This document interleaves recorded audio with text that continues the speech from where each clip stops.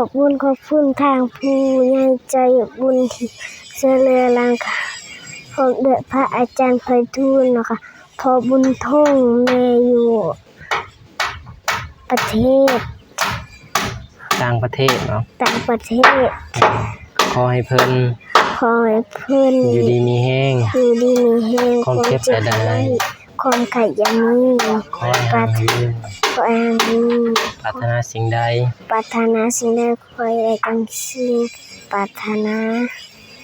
เด้อสาธุ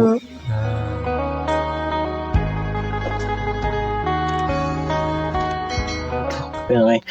เป็นไงเปิดพามาอีกทีเป็นไงก็ยังอยู่กันน้องจันทนาคือเก่าคือเดิมเป็นไงสาเดชทั้งหลายสางแดงเป็นไงเพิ่นแอบทั้งหลังเป็นไงว้าโถคือว่าใกล้ครึ่งนะเป็นไงทั้งหลังเลยโอ้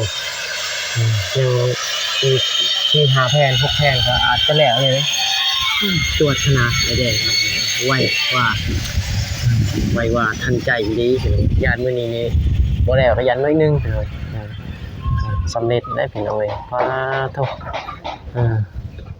เป็นเอาไว้หันน้ำตามมาให้เด้อคนอื่นก็กราบทักทายสวัสดีและสบายดีเด้อพ่อแม่ FC เบิดทุกคนเป็นกันยินดีต้อนรับเข้าสู่ช่องบ่าวสายชาแนลคือเก่าคือเดิมเป็นเอาไว้พอๆกันในเงินบาทน้องจันทนาเป็นเอาไว้ก็สร้างแดงคือเก่าเป็นเอาไว้อัปเดตความคืบหน้าของเป็นเอาไว้สร้างแดงจวดจัดเป็นเอาไว้โอ้โธ่ยังบ่โดนยัง4 มื้อทางอ้ายเพิ่นว่าโธ่อัปเดตคลิปที่2เป็นยังไงโธ่สบายดีเด้อโอ้ยสบายดีบ่กินข้าวบ่ยังทันหิวนี่ก็11:15 นาทีเป็นยังไงกินข้าวแซ่บประมาณ 12 โมงหรือว่าประมาณ1 โมงนี่เนาะสนั่นพอดีแซ่บเลยยังลุยงานต่อเลยหลายคนก็แอมคือสิแล้วดอกนอมื้อนี้เนาะแล้วตามเบิ่งพี่น้องเอ้ย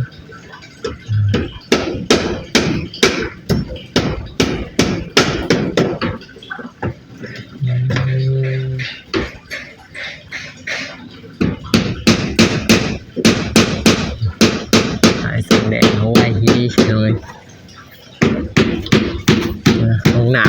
ำเปิดใช้งานได้เรียบร้อยยินดีตอนรับมีน้ำโดยเฉพาะสะอาดสะอ้านทุก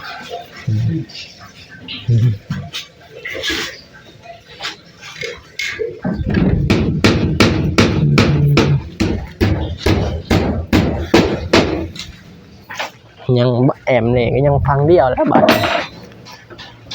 ยังค้างเดียวแล้วบัดนี้ยังไงจันมามือแรกนี้เรียบร้อยขาดมือหนึ่งแล้วเลยนะนี่เราเปลี่ยนไปเลยคือไง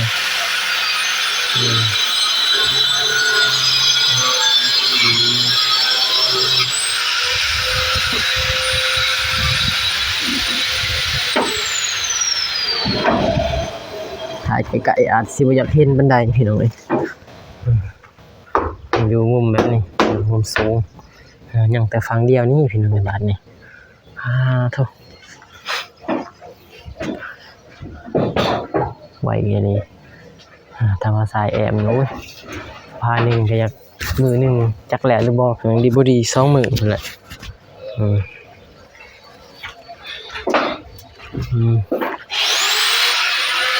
อันนี้สบายเนาะมี12 อันบัดนี้จับไปจับมันเลยมันพากันบ่ได้ท้ากันถ้ามื้อนั้นเดียวนี่ทางนั้นสิตัดทางนี้ก็สิตัดเนาะยากเท่านั้นอีกแล้วนี่สบายบัดนี้ทางนั้นตัดทางนี้ก็ตัด2 อันพี่น้อยอันเดียวนี่2 อันนี่ไวอันเดียวนี่ยักทากันแล้วพี่น้อยตัดเลย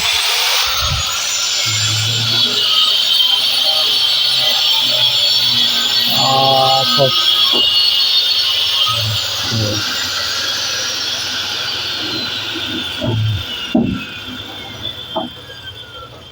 เบิ่งใกล้ๆคิดว่าเสืออันนั้นทหารเขมรนะถุง เนาะ ถุงทางคางนะคิดคือเขมร ไม่แล้วบ้านนี่มันนั่นเติ้นน่ะ คิดว่าทหาร ลิ้นยาเคยสูบยาไหม โอ้ มาเห็นหายไปโอ้ยโอ้ใจ ตกใจเบิดเนาะ คือตัวผู้ใด เออ ต้องรอด อืม ต้องรอดเลยมาพูดไป เดี๋ยวนี้เขาคายเบิดแล้วเนาะสุดตำรวจทหารคือตะกี้เนาะเดี๋ยวนี้บ่อึดเลย ก็คือว่าจะมาแต่พนมเปญคนละเกณฑ์ มาจากพนมเปญมาจากไฟแดนอืม มาจากแม่ขมิ้น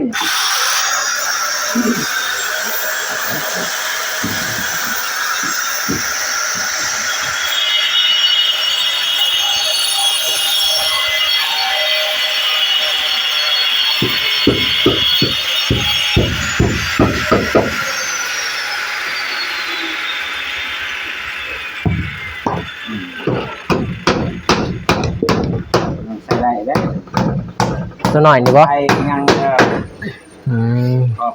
ลูกไก่ได้ลูก คักแล้วแหละนี่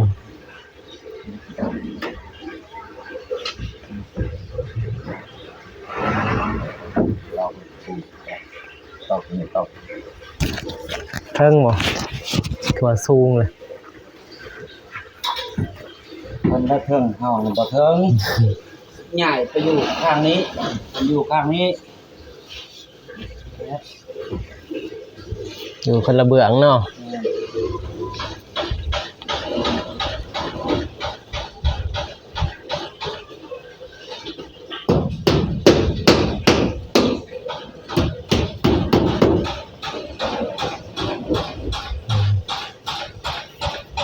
FC คอมเมนต์ว่าแล้วเฮือนในเฮ็ดเตียงเด้อบอกให้บอกไอ้แดงเพิ่นว่า โอ้ยสิมีใหม่จะใช้หน่อยแดงเนาะ ใหม่มันเรือ ถ้ามันเรือสิได้เฮ็ดอยู่เนาะว่าเฮ็ดเตียงอิหยังสบายนั่งอยู่กับหลังค่ะ FC ได้คอมเมนต์ FC ฟังไทยนะ ขอกินเพิ่นนี่เด้อจังก็ว่า นั่นแหละ เนาะ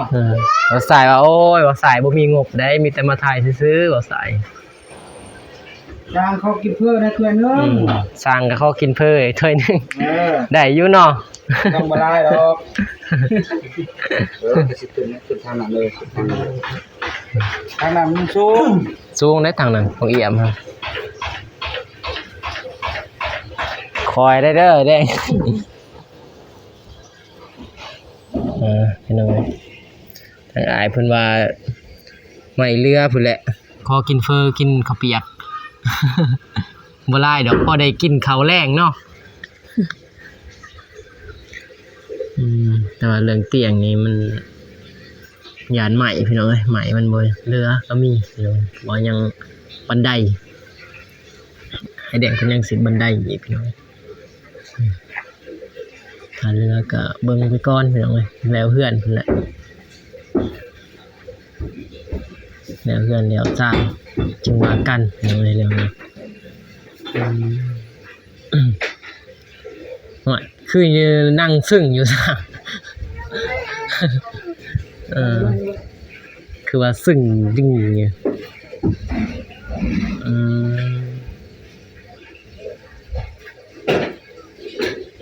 ไอ้แดงนี่โตใหญ่นี่ยากนั่นเนาะ เพราะว่าโตมันโตใหญ่นี่ไปใส่ขึ้นปีนนี่ก็ยากคันอยู่ลุ่มใครอยู่ แม่น อยู่เทิงนี่ยากเลยอยู่เทิงนี่ลำบากเลย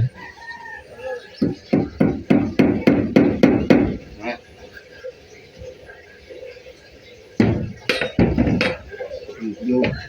บ่ถึกเบื้องถนัดสัตว์เบื้องสัตว์บ่ทั่วหรอแล้วยังมีอีก กายเพิ่นก็แอมน่าจะแล้วอยู่ฟังนี่ ง่ายเก็บเนาะจักที่เราจักที่มาเสียการ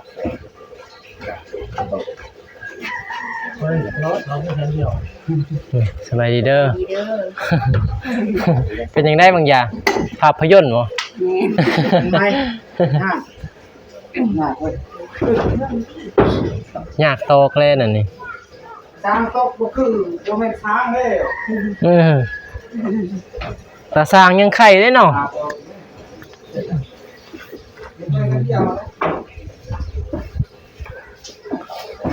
เฮ็ดห่านบ่บัดนี้ตอกยากได้พี่น้องมันสูงอยู่คนละเบื้องก็ยากตอก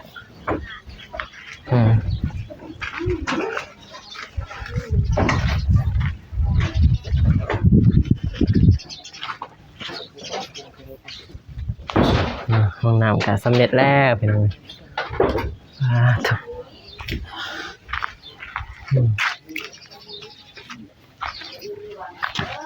ไปใส่น้องทอยสบายดีไงเห็นยังอาบน้ำบ่บ่เจ็บบ่อย่าเจ็บคอยลงเด้อน้องมันทมเรียบร้อยแล้วมันกำลังเฮ็ดเตียงก็ได้อยู่เฮ็ดสิแต่ว่าใหม่ทางหลายเพิ่นว่ามันก็ต้องมีอันนั้นแหละพี่น้องคือที่ว่าบางสายก็บ่มีงบมีหยังให้อายเป็นเฮ็ดเตียงเลยสมัยเรืออายเพิ่นว่าสิเบิ่งก่อนพี่น้องเอ้ยเพราะว่ามันก็เฮ็ดเรือนก็ยังได้จ้างนะพี่น้องบางสายบ่มีสิจ้างดอกพี่น้องเอ้ยไว้ FC คอมเมนต์ว่าเฮ็ดเตียงนั่งแน่อยู่ข้างล่างพี่น้องสิดีงามพี่น้องสิดีเย็นนั่งถ้ามีเตียงถ้าเบิ่งไม้เรือไอ้แดงเพิ่นว่าพี่น้องเดี๋ยวสิลมนอกไม้หรือว่าลังไม้อีกทีพี่น้องถ้าอ้ายเพิ่นว่าสิเฮ็ดนะหรือว่า FC อยากให้ไอ้แดงเพิ่นเฮ็ด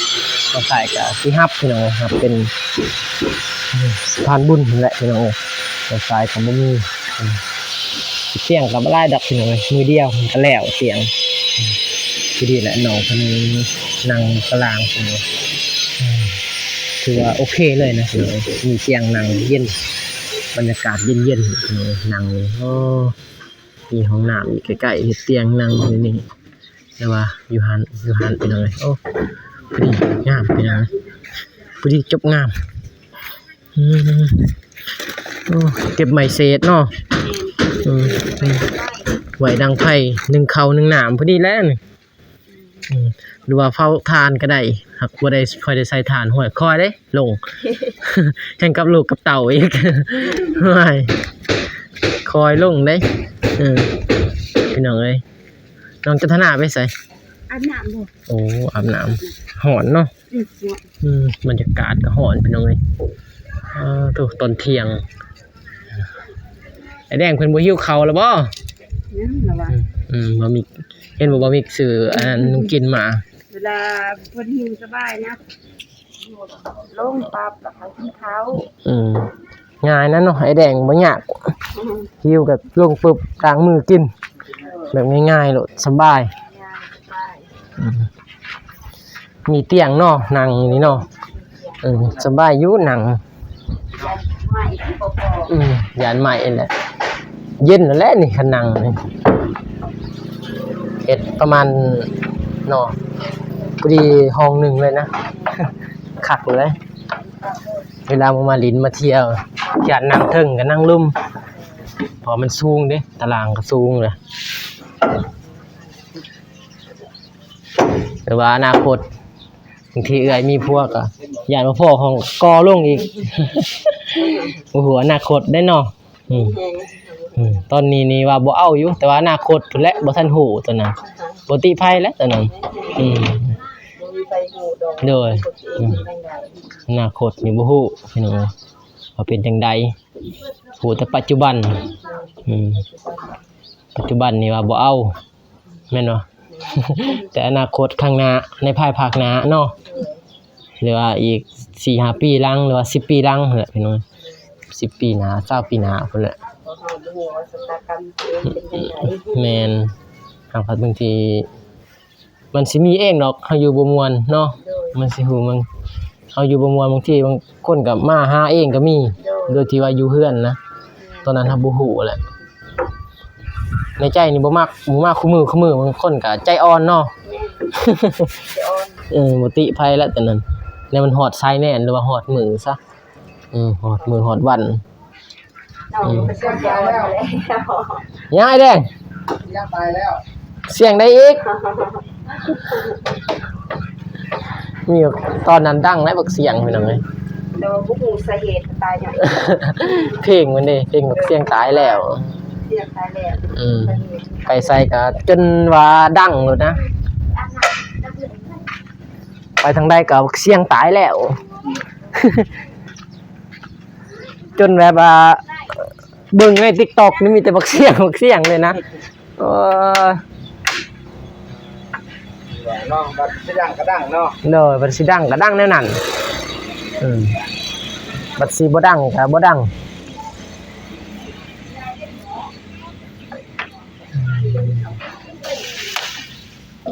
มางออกบ่แดง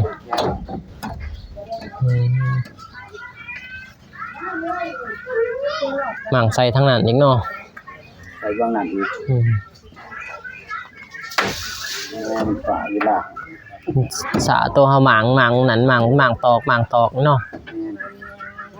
เดี๋ยวว่าเพิ่นได้มีไม้ลายได้มันก็บ่ได้ใส่บ่มีไม้แฮงยากเอาเฮ็ด นี่ยังมี เอา ไม้ ไว้สมันมันพ่อน่ะมีแต่เสียหาเฮ็ดสั่งแล้ว ถือว่าจบเลยเนาะ คือนั้นมันสาเฮ็ดอิหยังคือกันมันนี่ซ่านบ่มีไม้นั่นบ่พอแล้ว มีแต่ไรว่าแอมท่อสมันเนาะอยากโตแบบอันนั้นติกินยังไงไหลเรือหน่อยนึงก็ยัง ลูกไอ้กั้นนี่เอาไม้นอกใส่ก่อน แค่แน่เนาะ แล้วยืมพวกเพิ่นก่อน มีใหม่อันนั้นของน้องพินได้เนาะยืมของเพิ่นเลยจำเป็นติเนาะเฮ็ดได้เพราะว่าไหลเรือไหลเต็มเนาะไหลเต็มแอมซะ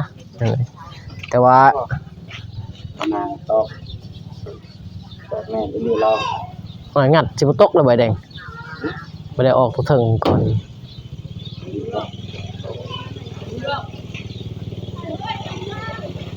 สัตว์ลงเลยโลด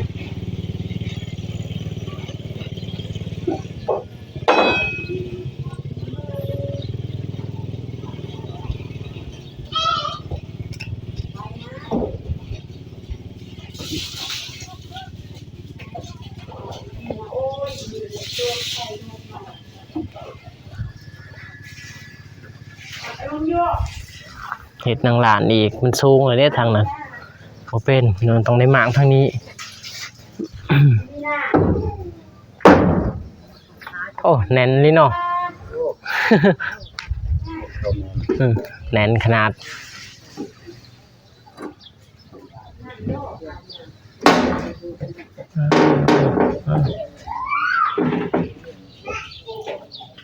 เหนียวดีไหมนี่ยังไง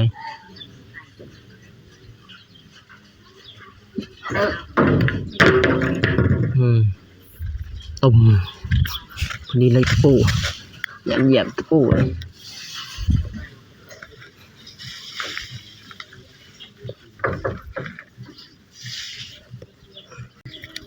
โอ้คือวันแน่นเลย จับตะปูขนาด มันดูดเนาะ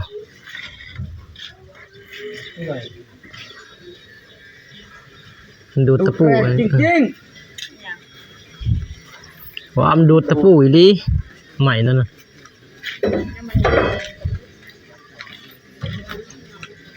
ซ้ำกันกับคนมีความหักใหม่ๆบ่อยากแยกจากกันบ่อยากไปจากกันเลยเนาะ ไปใส่น้ำพันนอนก่อน สบายดีปลาลูกไปใส่สิไปใส่บัดนี้ ไปอาบน้ อาบน้ำแต่งตัวงามๆบัดนี้ ำนอน หอนมาอยู่ เด้อ